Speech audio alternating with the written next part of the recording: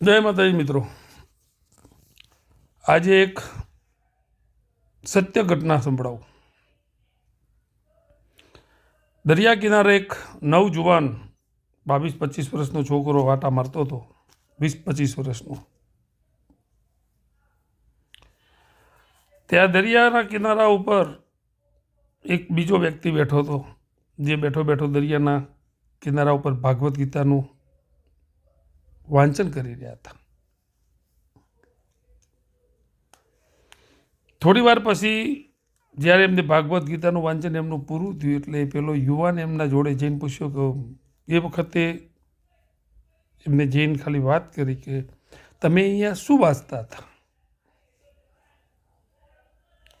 તો સજ્જન પુરુષે કીધું કે હું અહીંયા ભાગવત ગીતા વાંચતો હતો અને તું પણ વાંચ, કામમાં આવશે. એટલે પેલા નવયુવાને જવાબ આપ્યો કે હું તો સાયન્સનો વિદ્યાર્થી છું, આવા ધર્મ બરમમાં અમે ના માનીએ, અમે સાયન્સ માનવાવાળા છીએ. એટલે પેલો સજ્જન પુરુષ મનમાં થોડુંક હસ્યા અને ત્યાંથી જવાની તૈયારી કરવા લાગ્યા. ત્યાં એક ગાડી આવીને ઊભી રહીને એક અંગાથી બે બીજા માણસો આવીને ઊભા રહ્યા.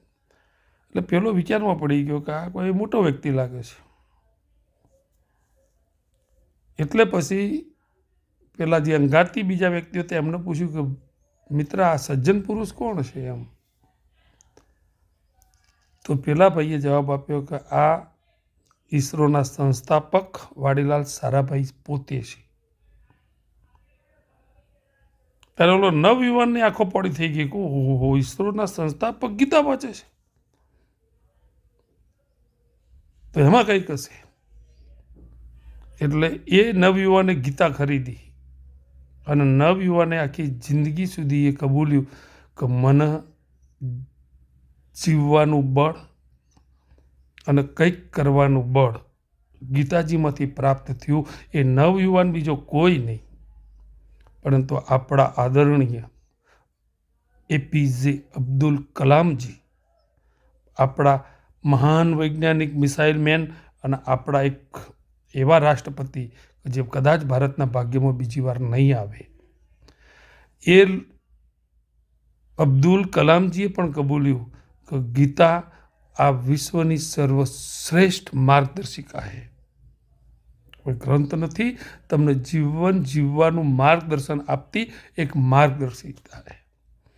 તો આપણા સૂતેલા હિન્દુઓને એક જ જણાવવાનું કે થોડુંક રાત્રે સૂતા 2 પાનાએ ગીતા વાંચવાની શરૂઆત કરો. જય માતાજી, જય ભવાની.